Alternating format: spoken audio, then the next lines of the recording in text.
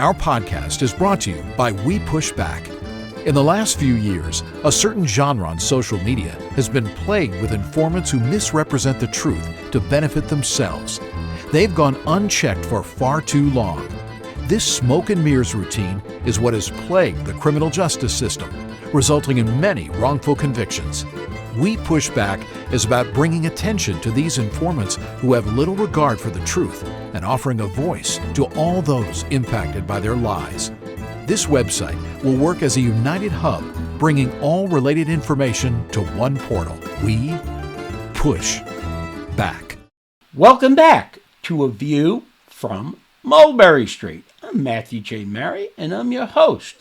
Today's a really big treat for me because we're not only going to have one of the greatest criminal defense lawyers who ever lived on our show, but we're going to have somebody who's a really close, dear friend of mine. And in the business of criminal defense lawyers, loyalty is not something that comes easy. It's probably a world filled with betrayal and dishonesty and backstabbing. But when Murray Richman is your friend, he's your friend. And he's there not only to work side by side with you, but to watch your back. He's been known by many different names, including Liberty's last champion. The name that everyone knows him by, and we'll talk about that during the podcast, is Don't Worry, Murray. And without further ado, Murray Richman, welcome to A View from Mulberry Street. You, Murray, one of my favorite people in life itself. Love you. You've been in this business for a really long time. How many years have you been practicing law? Next month, that's December, 59 years. 59 years. Wow. As a lawyer and as a social worker in the courts before that, 5.5 years. So a grand total of 64.5 years. Wow. And the criminal justice system. And Murray, very briefly, where did you grow up and how did you wind up becoming a lawyer? I grew up in the Bronx, the center of civilization, the armpit of humanity. It was warm, friendly, and the place where everybody knew each other. I grew up about 8 blocks from Arthur Avenue, the Mulberry Street of the Bronx. I grew up in a working class neighborhood, Crotona Park. And you played ball there. The park was your life. You hung out there. You learned the values of the streets and the values of life. And everything was right and wrong or not right and wrong accordingly. And there was you lived in a life of absolutes, good, bad, and indifferent. And what kind of various ethnic groups did you grow up with? I grew up with, obviously, the Italian community was close by. My block was all Jewish. Down the street was African-American. Down Wilkins Avenue was all Hispanic, mostly Puerto Rican. That was it. That was the variance of the entire community. And the group that I grew up as teenagers was a very varied group. We had them all mixed together. The guys, the girls, we hung out in schoolyards, in ball fields. That was what we did. This is what was life all about. And when you first became a lawyer, Murray, were you ever a prosecutor? I mean, how did you start out when you were a young kid? Never was a prosecutor. Let me tell you a background that might be of interest to some of your listeners and the people who watch. I grew up in a community in the Bronx, and one of my college professors, I went to City College, Professor Parker, and that was the only reason I ever remembered his name, said, go to your local political club and learn what they could do for you. So what the hell did I know? What did I know about a political club? So I went to the Jackson Democratic Club 4 blocks away, and primarily an African-American club or becoming African-American. And they had assemblymen, all the assembly people and the elected officials were white still. And I spoke to the district leader about what the function of the club was, etc. And that last question was my own. What could you do for me? And he told me. And he told me that he could make me an assemblyman, a leader, etc., etc. It sounded good to me, and I paid my $6 and joined. And eventually I got a job through them to work in the courts. I worked as a social worker in the courts. I wasn't yet a social worker. So I went to social work school and became a social worker, with an MSW no less. But I worked in the court so long, and I watched them all along. And I saw, as a social worker, lawyers working in the courts. And I said to myself, I could do that. I can do that at all. So while I was working as a social worker in the courts, I went to night law school, New York Law School. I graduated second in my class. And in those days, they didn't hire Jewish guys in law firms. That was the early 60s, notwithstanding anything you might have heard to the contrary. So what did I do? I opened my own practice. I didn't have any place to go, but I opened up my own practice. That was it. I didn't know anything else. And I started making a living right away. And I made a living by working hard and looking at, and I was always around 24 hours a day. I was working, weekends included. That's what I had to do. Where was your first office, Murray? That's an interesting story. 1411 Wilkins Avenue. It was a little storefront travel agency that my friend Joaquin Rivera had. Eventually, Joaquin and I became law partners. It was Richmond and Rivera. We lasted 10 years together. We had a different value system. Still love him, but we were not meant to be partners. And I learned how to be a lawyer. I learned how to charge a fee. It was like shotgun law. I had a bottle of scotch on my table. If I got a case, I gave the guy a shot. And that's the way it worked. And you scratch out a living. Made $100 from this guy and $50 from that guy. And we're talking about the early 60s and 70s. Where $100 was a decent fee.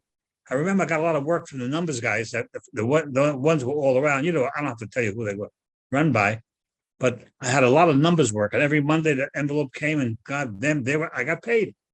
And the numbers guys liked the way I did it. And within 3 years, I had people working for me. And I knew that I wanted to keep going in this business, and that's what I did. I tried cases, as many as I possibly could. And I kept trying cases. I tried. Thus far in my career, I have tried over 400 jury trials. Wow. And that's in 1 year. They gave me, actually, the same year, they gave me my own part, my own judge.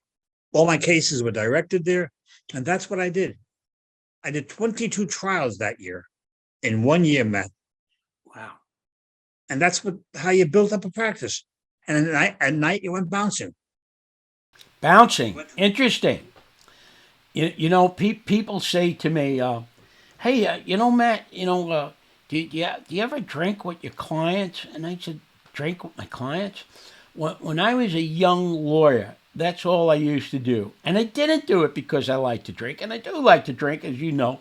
But I did it to get out there and to mingle. And you'd be surprised that in those days when I was a kid, and you're older than I am, there were so many places to go. There were all these social clubs that I would visit. Absolutely. Yeah, and you make your rounds. You just go by and say hi to everybody, have a drink, put some money on the bar, which most lawyers do not do. One of my clients once said, Matt, you're the only lawyer I know who puts money on the bar and buys a drink for everybody. But, socializing in the nightlife was a great way to meet new clients, and one client would introduce you to another. I started out like you. I graduated New York Law School, and then I went to the legal. My school. Yeah, and I went to New York Law School, and then I went to the Legal Aid Society for 3 years, where I tried a lot of cases. They let you go. They tell you, go ahead, and you got plenty of help.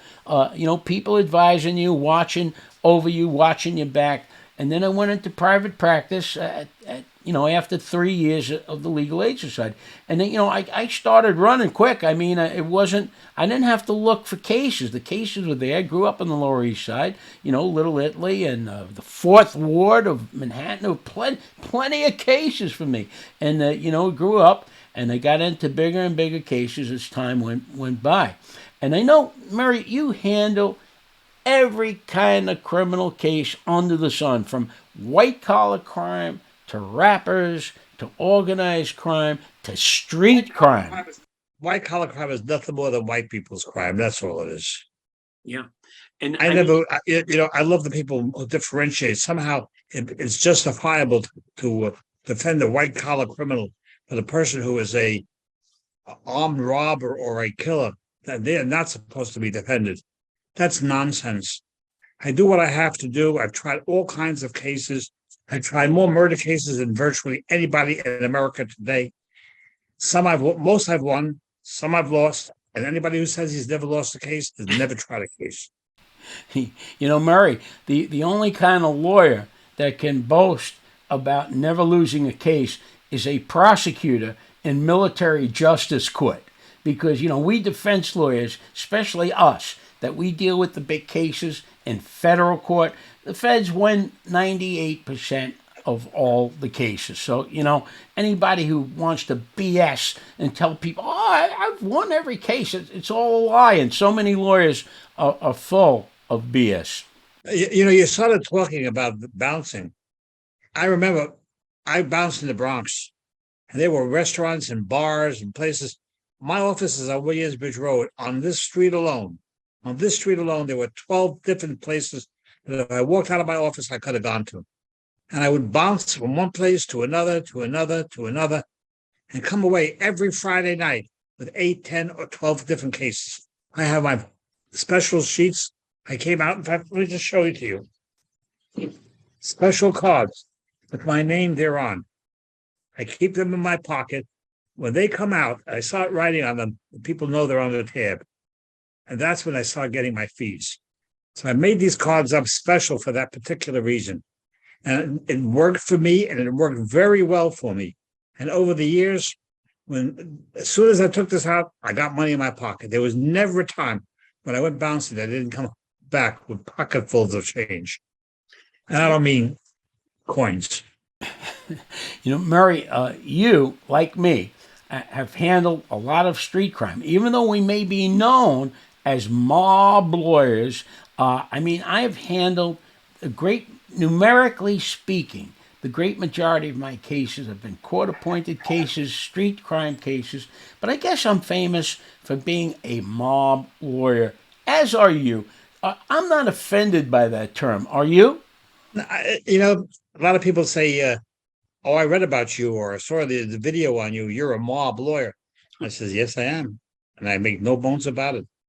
And if everybody thinks, therefore, you have special relationships with the judges et al., etc., it's nonsense. I know it's nonsense. But they prefer to think that way. That's their thinking, not mine. I never lie. I never mislead. And I'm never hungry.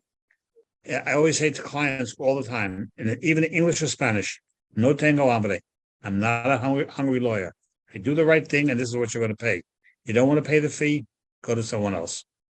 And that's the way. And something? No one ever does. As far as being involved in organized crime cases, I don't know what your first one was, but I do remember that early on in your career, you represented a fellow named Carmine Tremonte, also known as Mr. Gribbs, and the government accused him of being the boss of what they call Lucchese family. How did you wind up getting a case like Carmine Tremonte, Mr. Gribbs? Strangest situation. One night I'm bouncing, mind you, in a club over on Buer Avenue. And a fellow walks in who I grew up with, and he was one of the guys I hung up with. I was on the second floor, and he was in the fifth floor of the building. We were the same age. He was from Harlem initially. His name was Junior Sessa. And who does he come in with? He comes in with Carmine. Introduces Carmine to me, his best friend, and he introduced me to Carmine. From that point forward, I represented Carmine. I knew his son, I knew his family, and they were good. And I was a young kid, literally a young kid at the time. If I was 31 years old, in fact, I even think I was even younger than that. But things were like unbelievably, that's the way it first developed. Eventually, Carmine went to jail for a case I still believe for a crime he did not commit. I did not believe Carmine was involved in drug cases. And I'll tell you why years later. We were out bouncing again some other time. I had won a big case in the Bronx, a really big case of a fire, the Robin Hood fire case. And Carmine waited for me for the verdict, and he and another friend took me out to dinner, and we went bouncing, the three of us with others. And I introduced him to somebody, and he said to me, Murray, never introduced me to a drug guy. I didn't even know the guy was a drug guy, but apparently Palmer did. Never introduced me. I don't do that. Years later, when he was charged with drugs, I was amazed. And he says, Murray, believe it or not, I had not, I do believe it. And I believe that the person who testified against him, Boo Boo, was a liar, and that the government often deals with lies. Not only one way, it's the reality of life. During the course of your career, representing people in organized crime cases, one of the themes of this show is that criminal defendants, Italian Americans in organized crime cases, are treated differently than other defendants. And the job of a criminal defense lawyer is that much more difficult when you're in an organized crime case. Has that been your experience? Without doubt, it's odious the way you're treated within the court system itself for representing these fellows. That's the first thing. And, there are some meatballs in the organized crime. You got to admit that. There are guys there were some guys so stupid that they don't even know how to tie their own shoes. And that's why they wear slip-ons or stretchers or whatever they call those shoes. But there are guys who are honorable and decent and human, and if they give you a word, they will keep their word. If they say they will not interact with the other persons and stay home, they will. I have represented fellows who are substantially, allegedly made guys of high nature who have kept their words on those things. This whole concept of people in jail, keeping them in jail because they're alleged members of organized crime, is a denial of the constitutional right to bail. And they're treated differently. And there's no reason for Italian American people to be treated differently than other people, but they are. And I'm not Italian American, and I can say that, but it's just not fair. And are there people who should be treated that way? Unquestionably. Is it treated across the board fairly? The answer is no, they're not. During the course of your career, and in your many organized crime cases, you've cross-examined a lot of witnesses, and you're considered one of the foremost experts in the criminal defense world in cross-examining witnesses. But in our cases, our organized crime cases, these mob rats are a special breed. They sell out to the government, and they make deals, and they manipulate the government just the way they manipulated people on the street, just the way they manipulated other gangsters. They manipulate the FBI. They manipulate the Justice Department. They walk free. They tell all kinds of crazy stories. Is there a particular special way that you focus in cross-examining a mob rat? You first have to understand him. You got to know him. About 6 years ago, I tried my interesting OC case, organized crime case, with a person who was alleged to be a head of a family. And the first witness, I said to everybody, it was a multiple defendant case. I said, I got to take him because I know, not that I knew him, I never met him, but I understood his thinking. I knew what he was. He had been a gambler. He had been a hustler. He was a liar. He knew how to hustle people. But I knew him because I've dealt with people like this all my life, and you have too. And you know how to treat people like that. You suck them in. You say, you let them tell you the story and bring out the story and bring it out even fully, well past the story of credibility. And then you turn the incredible portion back at him and show that he was totally incredible. Incredible in part, incredible in all. And that works. It does work. Time and again. In fact, I tried it in a recent case, a little more than recent, it's a good 8 years, in which I did the same thing in a different type of mob, an African-American mob type of situation, where the person testified that they saw something happen. And I spent 8 hours cross-examining. And by the time it was finished, the case was over. You could have thrown the entire case out. Even the government said they're rethinking of dropping the case because it turned out that the informant was a liar. During the course of your almost 60 years of being engaged in battle in the courtroom, are there any particular mob rat witnesses that you remember that stood out among the rest? So many, so many. I wonder how they make the determination to pick out the rat. In the same case I was talking about, the mob rat was a guy who had just been, quote, made. And they turned to him and say, "You're a made guy. You can do anything you want." And the guy said, "Yes." And he took the shovel and hit his brother-in-law in the head, right there on the spot, and killed his own brother-in-law because he had been made. What motivated it, I can never tell you. The fact that he could do anything and get away with it. And I said to myself, this is the government's informer. This is the type of people the government rely upon. This is the one that's going to be freed next week to run the streets and do anything he wants. Something's wrong with the system. And Murray, one of the worst things that I've encountered as a criminal defense lawyer in these cases, and you and I recently, a couple of years ago, we had a case in Westchester County Federal Court, and I did very well in that case. My client wound up with a plea, 18 months, and he'd been charged with attempted murder. It was great. But, in many of these cases, it's not about what the government thinks you actually did. It's about who the government thinks you might be. And in your particular case, you're representing an old man in his 80s, all right? In his 80s. You can mention his name if you want, because he being in jail is a travesty of justice. This old man is accused by the government of being the consigliere of the Lucchese family, as they say, okay? This guy has nothing to do with the case. He knows nothing about anything, and everybody in the courtroom knows that. The prosecutors know it. The judge knew it, and this guy has nothing to do with the case. They wind up sending him to jail for a substantial period of time. The guy is so sick, he's on death's door, and there's no mercy at all, just because, well, he's a high official of organized crime. And, you could tell sometimes these judges just hate these people, and they're willing to prostitute themselves, and to prostitute the law, and to prostitute God's mercy for the sake of winning organized crime cases and putting people in jail so that they could die in jail.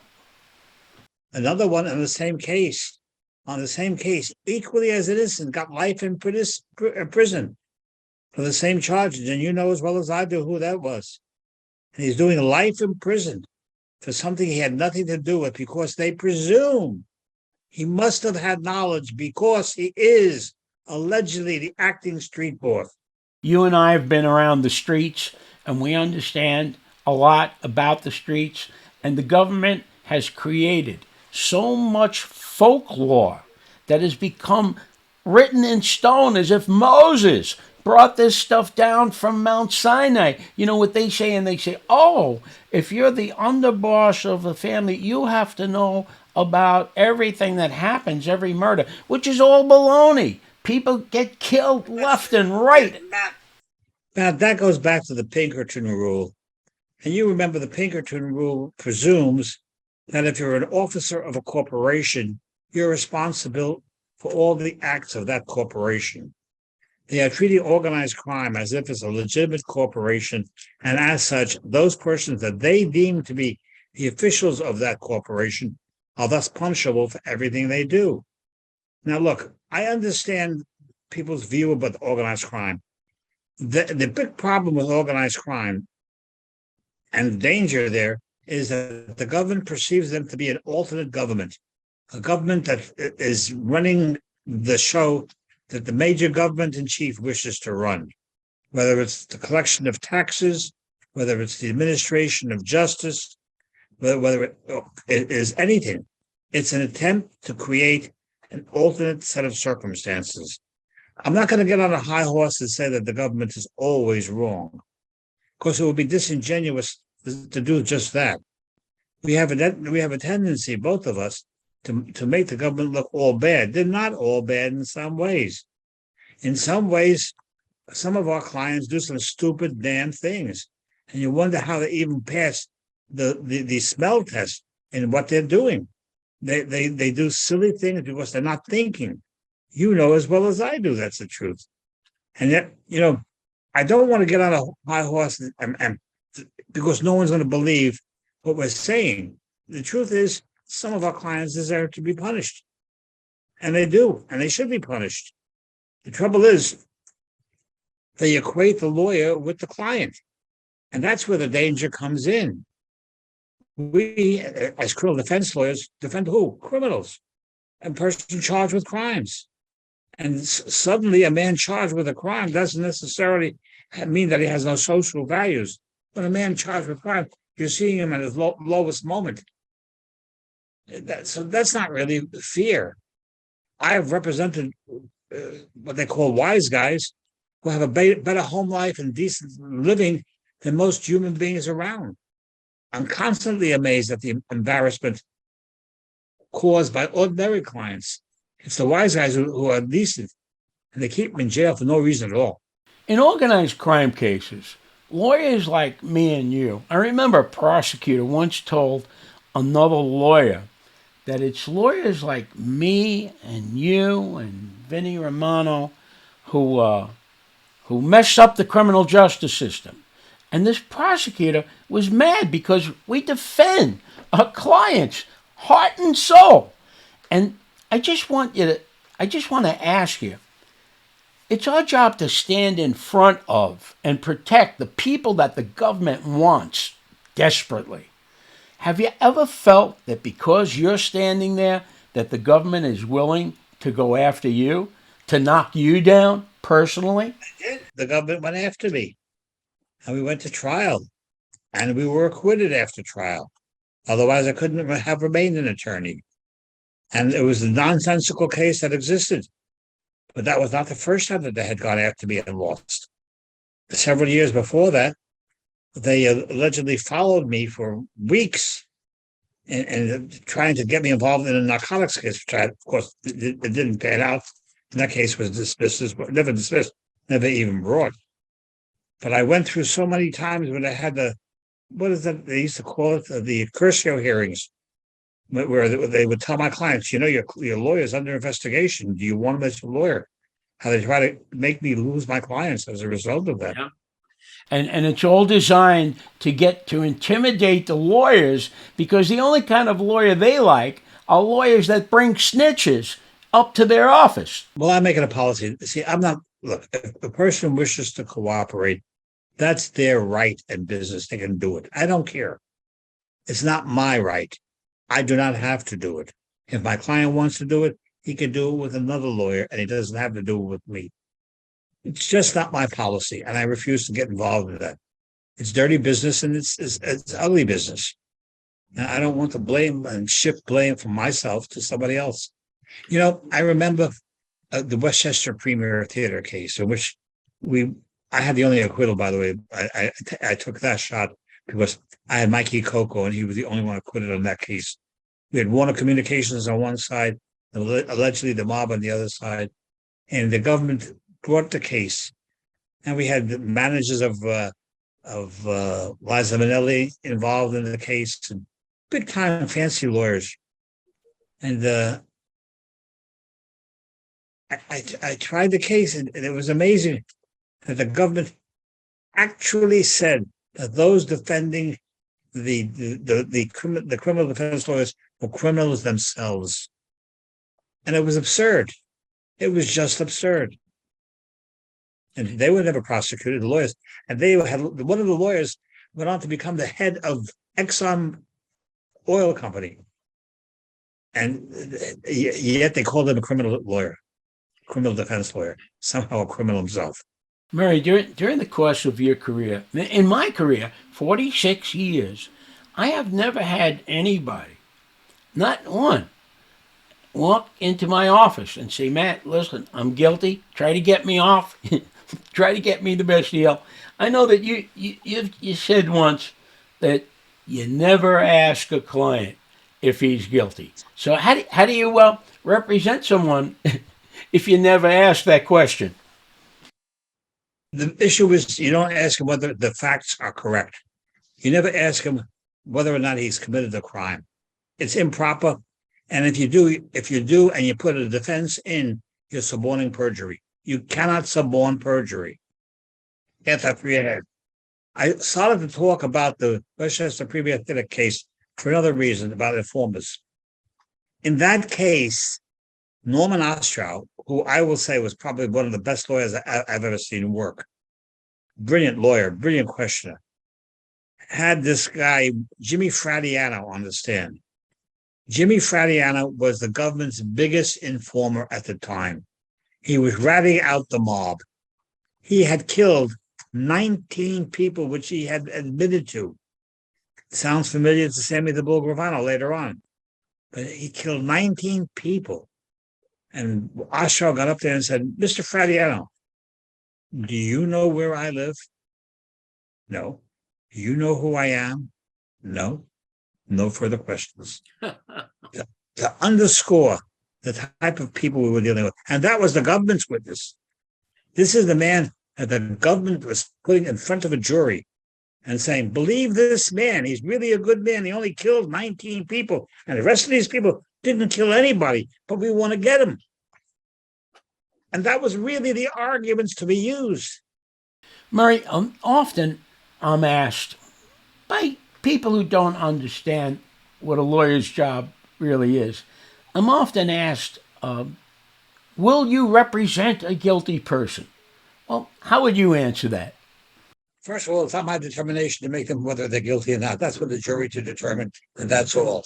I defend people who are charged with crimes. I defend them to the best of my ability, and when I feel that we can't defend them, I look for an out, the best that I can get for them. And that's what I do. That's my job. Anybody who says otherwise is nonsensical. And I've done the job in many, many, many ways. I do it in many funny ways. I use humor. I've used trick and device, but I want to win. And I want to win fairly and squarely and not illegally. And I've done so repeatedly. You know, Murray, you once said to me that, during a trial, one of the biggest things you have to keep doing is to keep them laughing. See what this is? It looks like some kind of bird. It's my cock. I'm representing a guy charged with cockfighting. If he gets convicted, he gets deported. He's there with 6 other guys also charged.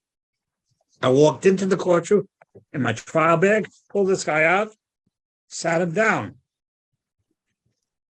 Right on the trial table. The judge looks down. There's 200 people in the courtroom. It was the upfront part. And the judge says, "What's that, Mr. Richmond?" I says, "Judge, that's my cock." Now, people in the audience hear the word cock and they're responding in a different manner. But clearly, this is my cock. And he looks at me, looks at the bird, brings the DA up and says, "Give Richmond whatever the fuck he wants, because I'm not listening to stories about his cock for the next 6 weeks." You know, Murray, you've been known by many names. One is the last champion of liberty. There's been a documentary about you with that. But your most famous name is Don't Worry, Murray. And that was the name of your radio show on WVOX. Let me interject before we get back to how did you get the name Don't Worry, Murray. You're responsible for me having a radio show talking about politics, not law, not criminal law, not the mob, not the FBI, talking about politics and current events on WVOX 1460 AM in New Rochelle. And thanks to you, I was a guest on your show over 30 times. And thanks to you, I got my own show and did almost 400 episodes and had the time of my life. So I want to thank you publicly for that. But how did you get the name Don't Worry, Murray? Well, I got to tell you, I'm looking at my own phone because my kids got me a sign in my house over the kitchen table in neon, which says "Don't Worry, Murray," which I can light up and put it down depending upon who's over there. Everybody will tell you that they gave me that name 40, 50, 60 years ago. Everybody will tell you that. One of my guys I grew up with, Vinny Bondi, says, I gave you that name. He's in Florida now. I said, sure, Vinny, you gave me that name. Another client of mine claims he gave me that name. Anthony DiNapoli will tell you, he gave me that name. Everybody gave me that name. Whoever it was, the name that I have a habit of saying, look, don't worry, I'll take care of it. So I became Don't Worry Murray. And that's how it became it and stuck. And it's stuck, and everybody says it up and down the line. In fact, sometimes they call information, and they said, can I have the phone number of Don't Worry Murray? And they've given it to them. You know, Murray, you're a man of many sayings, and we're going to get to a couple of them, but I just want to say the greatest saying that you've ever said, of the many, many sayings that you have, is something that I keep on my desk, something that you gave to me. And here it is. We do the impossible for the ungrateful? Yes. What does a lawyer do? We do the impossible for the ungrateful. And let me tell you, Murray, that's it. You've got one. You've got one, and you gave me one, and I treasure it, and I have it on my desk, and I look at it every day, and whenever I'm trying to figure out, what the hell are you doing? What do you do every day? And the answer simply is, we do the impossible for the ungrateful. Your dad gave you a lot of sayings, like life is a dream. What's that? What does that mean? Life is a dream. My father said that it's everything that's gone is past. It's as real as a dream is. Because a dream is gone when you wake up, and your life is gone in a moment's notice. So always be alert to the moment at hand. Be aware of now is important, not tomorrow, not yesterday, now. Otherwise, you'll miss the opportunity to live. Very profound. You know, My father was a good guy, real good guy. he was a He painter. was a right? house painter, after all. You have to know. Yes, yes. And But there's other things I've learned over the years. I learned three things. You know, Benjamin Franklin said a wonderful thing once. He said, I tell this to my clients all the time. 3 people can keep a secret if 2 are dead. And there's another thing I keep on my desk right over here. When the word is in your mouth, you're the master. When it's out of your mouth, you're the slave. Shut up, say nothing, and nothing means nothing. You know, Murray, we've talked a lot today about handling organized crime cases, being defined by the public as a mob lawyer. But you've created a new career for yourself as the primary criminal defense attorney for people in the hip-hop world. How'd you get into that? And what's the difference handling those cases from organized crime cases? At the beginning, I didn't think there was a difference because they were very, they didn't seem real. They didn't seem that they were solid people at the time. When you got to know them, when you got to know the guys in the hip hop community, they're really a lot of substance to them. And there's a lot of meaning to hip hop as well. About 30 years ago, or 27 and a half years ago, really, I met Earl Simmons. That's DMX. And I got involved in defending DMX, recommended to me by a friend of mine at the time. And I stood by his side through thick and thin and had numerous cases with him, most of them ending extremely well. And I became his primary attorney, in fact, the only lawyer he had. And we actually announced his death when he died last year. I represented others in the hip-hop community, some successfully, some not so successfully. We represented Jay-Z, and of course, I just mentioned DMX and Lil Wayne and Ja Rule, and so many, a plethora of names I can give you. Number of hip hop guys I got, one recommended the other, one after another. It just happened that way, and it continued and continues now, and it continues into our practice with Stacy and Renee picking up that which we fall on the side. And it's amazing how many people, we built a practice on service, and we built a practice on being there. Weekends, we have people, you know, I didn't mention this, Early on, I hired somebody.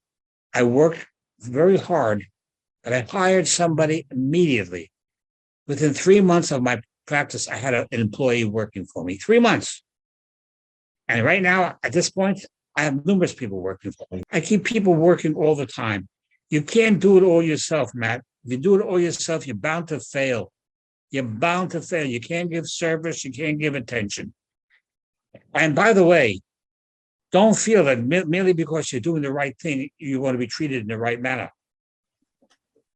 Don't think that simply because you're a decent human being that gave a person a job, that they're going to respect that. They're going to try to steal from you every opportunity they can. That's what people do. I remember not so long ago telling you a detailed story about betrayal in my own life in the legal profession and about disloyalty and betrayal. And after hearing this long spiel from me, me complaining about this, you said something very smart. You said to me, "Hey, Matt, if you want loyalty, get a dog." And it's hard to forget that saying. I love people who swear internal fealty to you, and within the same breath will turn on you in a moment. There are many young lawyers who want to be just like you in terms of success, but not put in the effort and time to build that success. Everybody wants to go to heaven, but nobody wants to die. Murray, to close out, you're in your 59th year of practicing criminal defense law, and clearly are the dean of all the criminal defense lawyers. But looking back in time, who would be on your list of the greatest criminal defense lawyers that you've known? I mentioned to you before who I thought. Norman Oshaw was among those guys. He was a super lawyer. How would you spell his last name? OSTROW, yes, Norman. I don't know if each year we have a luncheon in his honor. He died in the courtroom before a jury. Wow. He had a stroke. He had a stroke and died right there. And he was a young man. He was 49, 50 years old, but he was brilliant. He was brilliant and he shined. And he was such a decent human being. And he was on the Westchester Premier Theater case with us. Okay. We had some super lawyers on that case. Mike Tiger is another one. I don't know if you know Mike Tiger. I don't know. I'm talking about nationwide. And Tony Rico. Yes, Right, Tony. Tony Rico, in my opinion, among the best around today. Among the very, very best around today. And we're dealing with lawyers who are real lawyers. There are a lot of lawyers who tell you they're the best because how would they know? Because they said so. And there were lawyers who pat themselves on the back. I don't know how they don't walk around with a permanent armband. Look, you're as good as your last case. If you won your last case, you're the greatest lawyer there is. If you lost your last case, you're a goddamn bum. And that's the reality of life itself, and that's what life is all about. Not that simple to pick. You can pick what you can. The experience I had, I remember trying a case with a lawyer whose name we all know. I'm not mentioning it. He said to me, he never lost a case. I said, "You never lost a case? Wait a second. You won the Westchester Premier Theater case. I had the only winner. Your client went to jail. Well, I don't count that as a loss." I says, "If you don't count it as a loss, you never lost a case." He says, "That's what I mean." And he never lost a case. No one never lost a case. Jerry Spence gets up there and says, "I never lost a case" in his cowboy outfit. I don't know what kind of cases he's tried. I don't know how many cases he's tried. But he told me he never lost it, so I believe him, don't you? Well, when you believe a lawyer, that's a leap of faith. But I believe it. I not only believe you and everything you say to me, but I believe in you because you're one of the greatest human beings who ever walked inside a Let's not get too carried away. Yeah? Hey, Murray, you got to take praise when you deserve it. I can't handle that. I've never been able to handle praise. Well, you better. When you're talking to me, you better be able to handle that because you're one of the greatest guys that I've met in the legal profession, and it's always a joy a joy to be in your company. And I want to thank you very, very much for being our guest today on A View from Mulberry Street.